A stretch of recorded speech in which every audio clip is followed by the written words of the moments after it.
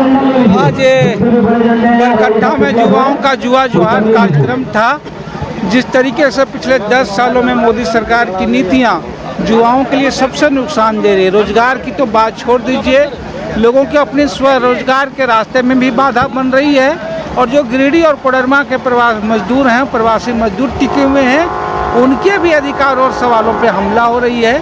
और इसी के लिए जुआ जोहार कार्यक्रम है कि राज्य के जुआ, कोडरमा लोकसभा के जुआ, इन नीतियों के खिलाफ इस बार कोडरमा लोकसभा क्षेत्र में अपनी महती भूमिका निभाएंगे। कोडरमा लोकसभा से आपकी पार्टी आने वाली, क्या कुछ कहना चाहेंगे? कहना यही चाहते हैं कि महागठबंधन से अगर पार्टी को मौका मिला तो पार्टी लड़ेगी मजबूती के साथ। और ऐसे भी कोडरमा लोकसभा में पार्टी हमेशा से मजबूत रही है, हमेशा से गरीब, यही तो एक ऐसी पार्टी है जो गरीबों की, दलितों की, पिछड़ों की, अति पिछड़ों की आवाज़ों को उठाती रही है मजबूती के साथ।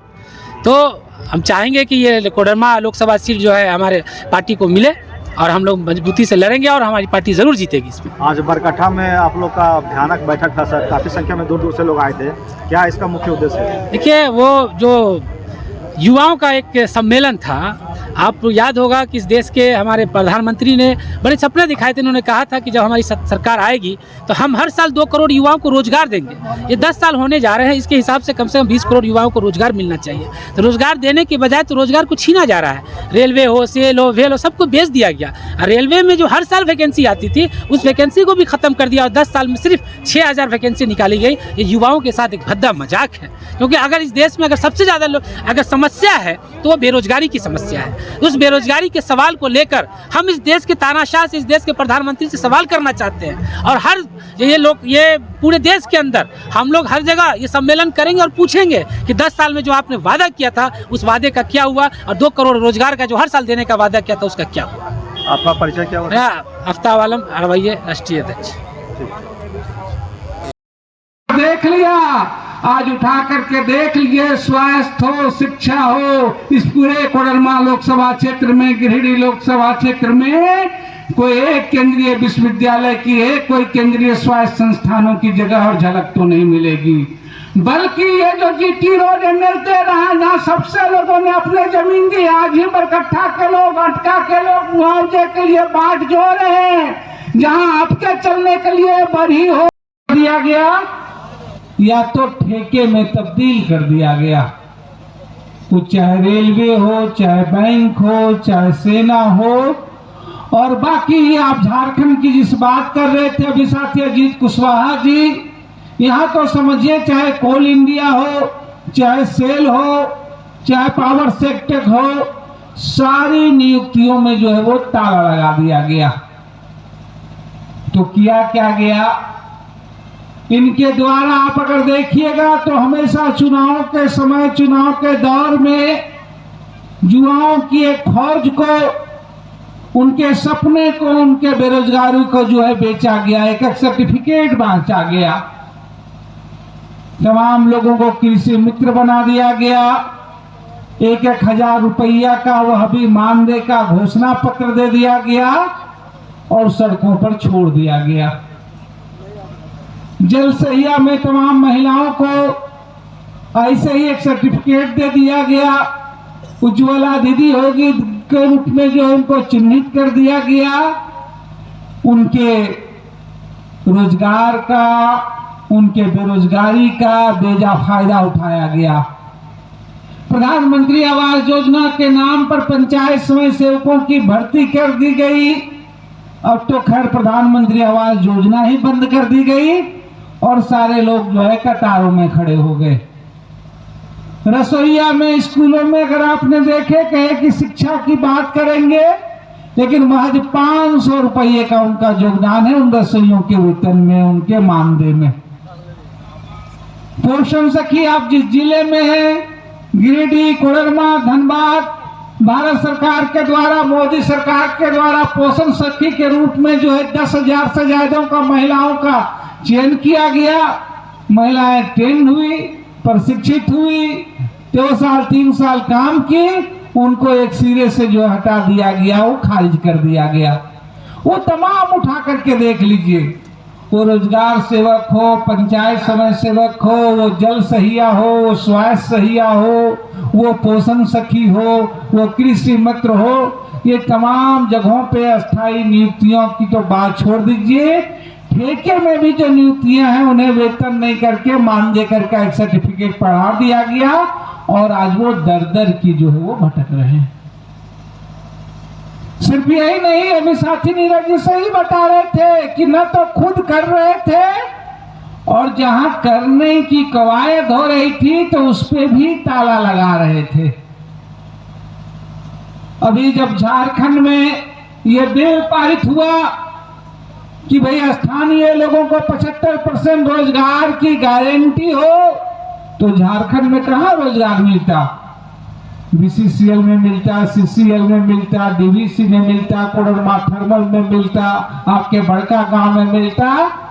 भारत सरकार ने कह दिया आपका जो यह नियम है, हम रेल बैंक वो तो आप छोड़ दीजिए, लेकिन अगर आप ये मुगालता पाले हैं कि यहाँ आप ये नियम लागू करके दबाव डालिएगा, बड़का गांव के जो है कोयला ब्लॉक में, कोडरमा के थर्मल पावर में, बोकारो के स्टील में, मैथन के जो है पावर थर्मल पावर में, यहाँ अगर आप कहिएगा तो भारत सरकार की हमारी सीधी कंपनियां ही नहीं, उन तमाम उपक्रमों में भी यह नियम लागू नहीं होगा। वहां वह भी अड़ंगा लगाने का जो है काम किया। तो ये लगातार इनकी कोशिश चल रही, वो जंगल में हो, पहाड़ में हो, आप ग्राम सभा अनुमति दे या न दे, जिला से अनुमति हो या ना हो, जन सुनवाई हो ना हो, वो जंगल काट के पहाड़ उजाड़ करके वो कोयला, वो लोहा वो नीलाम कर देंगे, वो कंपनियों को दे देंगे, अंबानी को दे देंगे, अडानी को दे देंगे, तमाम लोगों को दे देंगे, जिंदल को दे देंगे।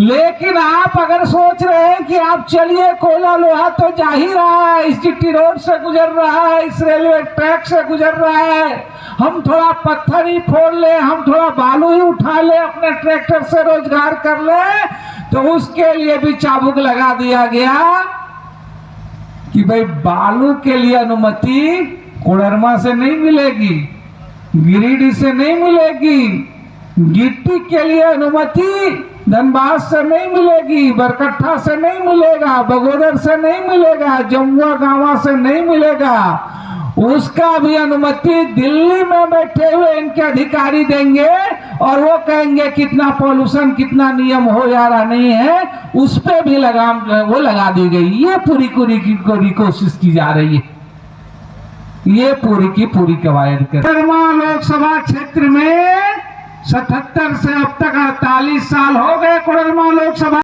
सरकारी पद जो है केंद्र में वो खाली पड़े हैं। इस लड़ाई को हम लोग आगे बढ़ाने के लिए दिल्ली चले 28 मार्च को। इनकलाब जिंदाबाद, आरवाई जिंदाबाद, नफरत नहीं जवाब दो, नफरत नहीं जवाब दो, भाजपा हटाओ देश बचाओ, भाजपा हटाओ देश बचाओ, भाजपा हटाओ रोजगार बचाओ, भाजपा हटाओ देश बचाओ,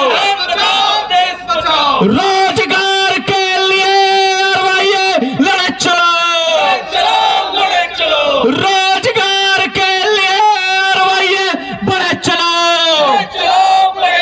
कॉमरेड अजीत कुशवाहा को लाल सलाम, कॉमरेड अजीत कुशवाहा को लाल सलाम, कॉमरेड विनोद सिंह को लाल सलाम, कॉमरेड आफ्ताब आलम। इंडिया अलायंस को अगर मजबूत होना है, आगे बढ़ना है, तो बिना लाल झंडे का इंडिया अलायंस भाजपा को हरा नहीं सकता है, मोदी को नहीं हरा सकता। और इसको हमने आने वाले पिछले कुछ घटनाक्रमों में स्थापित किया। पिछले दिनों झारखंड में भी सत्ता के ऊपर बहुत बड़ा खतरा मंडरा रहा था। सब लोग झारखंड की तरफ देख रहे थे, सब लोग हेमंत सोरेन की ओर देख रहे थे। लग रहा था कि भाजपा जिस तरीके से ईडी का खतरा दिखाकर तमाम राज्यों की बनी हुई सरकारों को बदल रही है, ऐसा लग रहा था कि झारखंड में भी वो ऐसा कारनामा करेगी। लेकिन हम साथी विनोद सिंह को भी धन्यवाद देना चाहते हैं और हेमंत सोरेन को भी कि उन्होंने जेल में जाना पसंद किया, लेकिन भाजपा के कदम में सिर झुकाना पसंद नहीं किया। और झारखंड की जनता इस बात को जानती है कि अगर हेमंत सोरेन खड़ा रहा तो उसके साथ भाकपा माले का लाल झंडा काबिल विनोद सिंह भी विधानसभा में मजबूती के साथ खड़ा रहे। ये भाकपा माले की ताकत है। हम जहां भी हम रहे वहां भाजपा को हमने पीछे ढकेलने का काम किया। साथियों, पिछले दिनों बिहार में हम लोगों ने भाजपा से गद्दी वापस लेने का काम जरूर किया था, लेकिन जिस नीतीश कुमार पर हमने भरोसा जताया वह उस भरोसे पर खरा नहीं उतरे। कई लोग हमसे सवाल पूछते हैं कि अब क्या होगा, अब तो नीतीश जी चले गए। हम लोगों ने कहा ये तो अच्छा हुआ कि हमारे टीम का कमजोर खिलाड़ी मैच शुरू होने से पहले ही पवेलियन से बाहर चला गया। आप सोचिए कि बीच मैच में धोखा दे देता तो हम लोग क्या करते। ये तो अच्छी बात है, चलिए भाई, लेकिन बावजूद इसके इंडिया अलायंस मजबूत है, बावजूद इसके इंडिया अलायंस मजबूती के साथ खड़ी है। भाजपा वाले पैसे का लालच दिखाकर, ईडी का लालच दिखाकर, सीबीआई का लालच दिखाकर, और अब तो बड़ी दुख के साथ इस बात को कहना पड़ रहा है कि भारत रत्न जैसे भारत का सबसे बड़ा अवार्ड का भी इस्तेमाल इन्होंने पार्टियों को लड़ेंगे और जीतेंगे नारे के साथ शामिल हो। और एक बात खास है कि 28 तारीख को दिल्ली में हमारा यंग इंडिया मार्च होना है। वो भी इसी नारे के साथ है कि 10 साल का हिसाब दो, नफरत नहीं जवाब दो। इसी नारे के साथ हमारा दिल्ली में यंग इंडिया मार्च होना है। हम तमाम साथियों से अपील